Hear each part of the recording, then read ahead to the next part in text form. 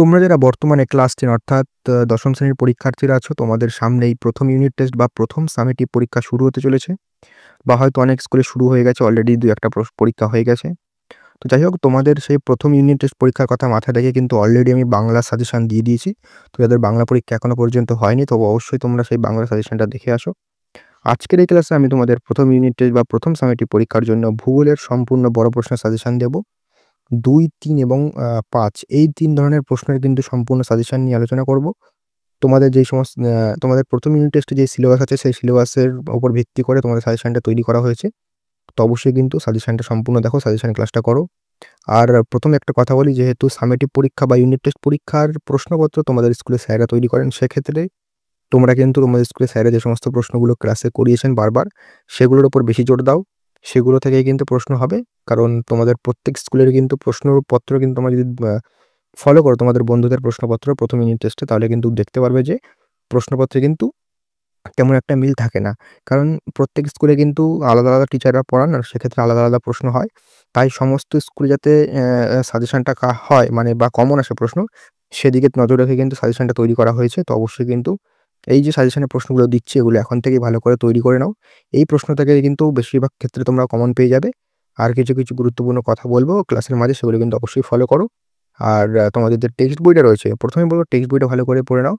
Text বই যার যত ভালো থাকবে, তার কিন্তু পরীক্ষায় নাম্বার ততই ভালো থাকবে। শুধুমাত্র রেফারেন্স বা সহায়িকা বই পড়েই কিন্তু পরীক্ষায় যে ভেবে নেবে অনেক নাম্বার পেয়েছে, সেটা কিন্তু নয়। প্রশ্ন একটু ঘুরিয়ে দিলে তোমরা কিন্তু সমস্যায় পড়ে যেতে পারো। সেক্ষেত্রে টেক্সট বইটা পড়ার পর যে সমস্ত প্রশ্নগুলো গুরুত্বপূর্ণ, সেগুলো কিন্তু জোর দিতে হবে।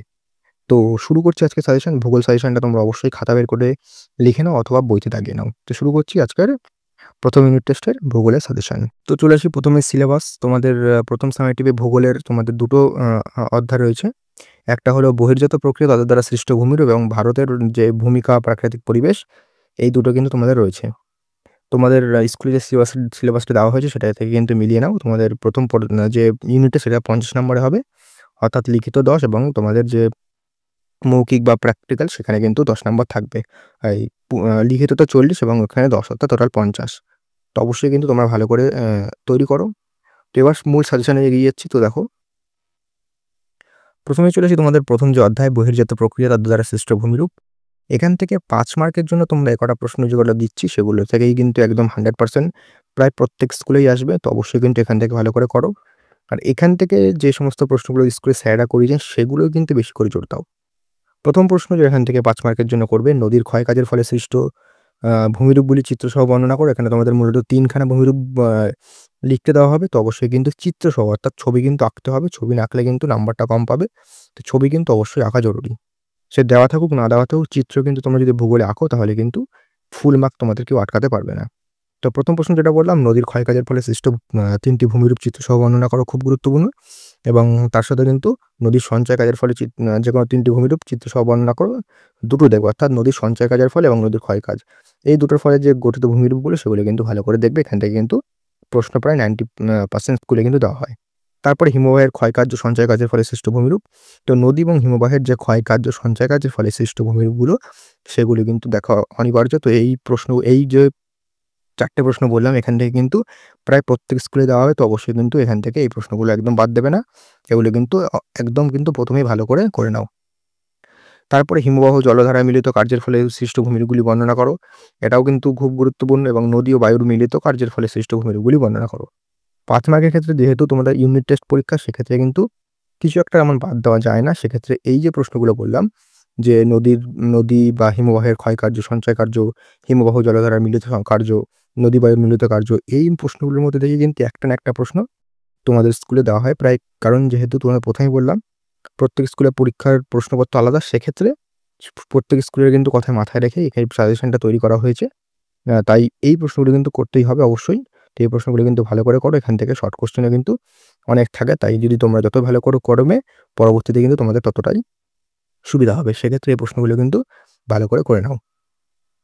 পরবর্তী তোমাদের ৩ মার্কের জন্য কোন, কোন প্রশ্নগুলো করবে? ৩ মার্কের জন্য নদীর মোহনায় বদ্বীপ কেন গড়ে ওঠে, এবং বদ্বীপ যে গড়ে ওঠার শর্ত, সেগুলোও দেখে রাখবে। তারপরে মরু অঞ্চলে বায়ুর কাজের প্রাধান্য কেন বেশি হয়? ৩ নম্বর করবে মরু অঞ্চলের সম্প্রসারণ ও প্রতিরোধের উপায় আলোচনা করো। তারপরে ঝুলন্ত উপত্যকায় জলপ্রপাত গঠিত হয় কেন? এবং ভি ও আই আকৃতির উপত্যকা দেখে রাখবে। 3 মার্কের জন্য এই প্রশ্নগুলো কিন্তু একদম ভালো করে রাখো। এখান থেকে কিন্তু অবশ্যই তোমরা কমন পাবে। তারপরে কিছু পার্থক্য করবে 3 মার্কের জন্য, যেমন রসের ড্রামলিন, গিরিখাত ক্যানিয়ন, নদী হিমবাহ উপত্যকা, মহাদেশীয় হিমবাহ উপত্যকা হিমবাহ, ইয়ারদাং বারখান, ইয়ারদাং যোগেন এবং সুন্দরবনের ওপর জলবায়ুর পরিবর্তনের প্রভাব। 3 মার্কের জন্য কিন্তু এই ধরনের প্রশ্নগুলো কিন্তু ভালো করে করো। এই ধরনের প্রশ্ন থেকেই কিন্তু পরীক্ষায় দেওয়া হয়। তো অবশ্যই কিন্তু 3 মার্কের জন্য এই প্রশ্নগুলো তৈরি করে নাও। তারপরে 2 মার্কের জন্য দেখো 2 মার্কের জন্য সাজেশন দেওয়াটা তেমন একটা সোজা নয়। তাও 2 মার্কের জন্য তোমরা ভূগোলের ক্ষেত্রে কি করবে যে সংজ্ঞা টাইপ, অর্থাৎ কাকে বলে, সংজ্ঞা দাও, টিকা, এই ধরনের প্রশ্ন থেকে কিন্তু সবচেয়ে বেশি প্রশ্ন হয়। তো এই ধরনের যতগুলো প্রশ্ন রয়েছে এই অধ্যায় থেকে সেগুলো কিন্তু করে নাও। আমি তাও কিছু বলে দিচ্ছি, এখান থেকে কিন্তু অবশ্যই তোমরা পরীক্ষায় পাবে। যেমন বাকস্রুন্ড, অপসারণ গর্ত, হিমশৈল পর্যায়ন, প্রপাতকূপ, ধাঁধ পর্যায়ন, পললশঙ্কু, ইনসেলবার্জ, ডেকান ট্র্যাপ, বারখান, তারপরে পাদদেশীয় হিমবাহ, তির্যক বালিয়াড়ি, অনুদৈর্ঘ্য বালিয়াড়ি, জলবিভাজিকা, এগুলোর কিন্তু সংজ্ঞাই দেওয়া হবে। কাকে বলে সংজ্ঞা দাও, এইগুলোই কিন্তু 2 মার্কের প্রশ্ন দেয়। তো সেক্ষেত্রে সমস্ত সংজ্ঞাগুলো কি কাকে বলে সেগুলো কিন্তু ভালো করে নাও। সেখান থেকে কিন্তু একদম 100% 2 মার্কের ক্ষেত্রে কমন পাবে। তারপরে ষষ্ঠ বাদের সূত্র বর্ণনা করো, পাখির পায়ের মতো বদ্বীপ কিভাবে গঠিত হয়, হিমরেখা, গ্রাবরেখা, ড্রামলিন, নিক পয়েন্ট, ডিমের ঝুড়ি, বিন্দুবার, লোহিত সমভূমি, সমপ্রায় ভূমি, নদীর ধারণ অববাহিকা, এগুলো কিন্তু তোমাদের দেওয়া হবে 2 মার্কের ক্ষেত্রে। তো প্রথম অধ্যায় কমপ্লিট, বহির্জাত প্রকৃতি তাদের দ্বারা সৃষ্ট ভূমিরূপ। এখান থেকে 5, 3, 2 মার্কের প্রশ্ন বলে দিলাম। তোমরা কিন্তু এই প্রশ্নগুলো ভালো করে করো। আর এই প্রশ্নের মধ্যে কোন প্রশ্ন তোমাদের স্কুলে স্যারেরা করিয়েছেন সেগুলো কিন্তু কমেন্ট করো। এখান থেকে কিন্তু অবশ্যই কমন পাবে। পরবর্তী অধ্যায়ে চলে আসি ভারতের প্রাকৃতিক পরিবেশ। এখান থেকে 5 মার্কের জন্য প্রথমে যে প্রশ্নগুলো করবে, প্রথম প্রশ্ন, ভারতের পূর্ব ও পশ্চিম উপকূলীয় সমভূমির মধ্যে পার্থক্য লেখো। খুব গুরুত্বপূর্ণ প্রশ্ন। 2 নম্বর, দৈর্ঘ্য প্রস্থ বরাবর হিমালয় পর্বতের শ্রেণীবিভাগ করো। এটাও কিন্তু খুব গুরুত্বপূর্ণ। তারপর 3 নম্বর, উত্তর ভারতের নদ-নদী এবং দক্ষিণ ভারতের নদ-নদীর মধ্যে পার্থক্য লেখো। এই যে 3টে প্রশ্ন বললাম, এই 3টে প্রশ্নই কিন্তু খুব গুরুত্বপূর্ণ। বেশিরভাগ স্কুলে কিন্তু এই অধ্যায় থেকে এই 3টে প্রশ্নের মধ্যে থেকে কিন্তু দেওয়া হয়। তো ভালো করে কিন্তু 3টে প্রশ্ন 5 মার্কের জন্য ভালো করে করো। এর পরবর্তীতে কি প্রশ্ন করবে? জল সংরক্ষণ বলতে কি বোঝো? বিভিন্ন ধরনের জল সংরক্ষণ পদ্ধতি সম্পর্কে আলোচনা করো। এবং 5 নম্বর, ভারতীয় কৃষিতে মৌসুমী বায়ুর প্রভাব বা গুরুত্ব লেখো এবং এর নিয়ন্ত্রকগুলো কিন্তু দেখে রাখবে। তো 5 মার্কের জন্য এই প্রশ্নগুলো করো। এই প্রশ্নগুলো কিন্তু অত্যন্ত গুরুত্বপূর্ণ। এই অধ্যায় থেকে 3 মার্কের জন্য কি প্রশ্ন করবে?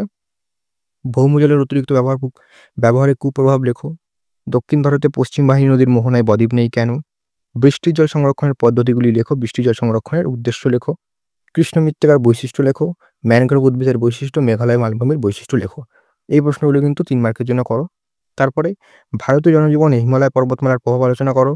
উত্তর বাহিনী নদীগুলি বন্যাপ্রবণ হয় কেন? এবং 3 মার্কের জন্য এখান থেকে কিছু পার্থক্য দেখে রাখবে, কেমন খাদার ও ভাঙার, পশ্চিমঘাট ও পূর্বঘাট, মালনাদ ময়দান, পর্ণমোচী উদ্ভিদ ও চিরহরিৎ উদ্ভিদ, এই পার্থক্যগুলি কিন্তু করে রাখো। তারপরে 2 মার্কের জন্য কিন্তু এখান থেকে আমি প্রশ্ন দিইনি। এখানে 2 মার্কের জন্য যেটা প্রথমে বললাম সংজ্ঞা, কাকে বলে, এই সংজ্ঞা টাইপের প্রশ্নগুলি কিন্তু 2 মার্কের জন্য এই অধ্যায় থেকে দেখে রাখো। পরিষ্কার? তো এই ছিল তোমাদের ভূগোলের সম্পূর্ণ সাজেশন। আর ইতিহাসের সাজেশনও কিন্তু পরে আসবে। তাছাড়া বাংলা সাজেশন আমি অলরেডি দিয়ে দিয়েছি। তো বাংলা সাজেশনটা দেখে আসো, তার লিঙ্ক ডেসক্রিপশনে রয়েছে অথবা চ্যানেলে গেলে কিন্তু পেয়ে যাবে। আর এই যে প্রশ্নগুলো বললাম, এই প্রশ্নগুলো কিন্তু ভালো করে তৈরি করো। আর তোমাদের স্কুলে স্যারা যে সমস্ত প্রশ্ন করিয়েছেন ক্লাসে, সেই সমস্ত প্রশ্নের উপর কিন্তু বেশি করে জোর দাও। সেখান থেকে কিন্তু একদম 100% কমন পাবে। কারণ তোমাদের স্কুলে স্যারাই কিন্তু প্রশ্ন তৈরি করবেন। সেক্ষেত্রে তারা যে ক্লাসে যে সমস্ত প্রশ্নগুলো করিয়েছেন সেগুলো কিন্তু গুরুত্বের দিক থেকে সবথেকে এগিয়ে। সেক্ষেত্রে সেই প্রশ্নগুলো কিন্তু ভালো করে করো। আর আমি যেই প্রশ্নগুলো বললাম সেই প্রশ্নগুলো কিন্তু পরীক্ষার আগে করে যাও। তাহলে আশা করি সকলের পরীক্ষা খুবই ভালো হবে। আর এই প্রশ্নগুলি কিন্তু অবশ্যই খাতায় লিখে দাগিয়ে নাও। আর তোমাদের পরবর্তীতে দ্বিতীয় সেমেস্টিভ পরীক্ষা যবে শুরু হবে তার আগেও কিন্তু আমি গুরুত্বপূর্ণ ক্লাস করিয়ে দেবো। আর তোমার যেহেতু মাধ্যমিক 2026 এর পরীক্ষার্থীরা আছো, সেক্ষেত্রে তোমাদের কিন্তু মাধ্যমিক 2026 কে টার্গেট রেখে কিছু গুরুত্বপূর্ণ ক্লাস খুবই তাড়াতাড়ি চ্যানেলে শুরু হবে। তো অবশ্যই কিন্তু চ্যানেলটাকে ফলো করে রাখো। তো দেখা হচ্ছে পরবর্তী ক্লাসে নতুন কোনো আপডেট ও সাজেশন নিয়ে।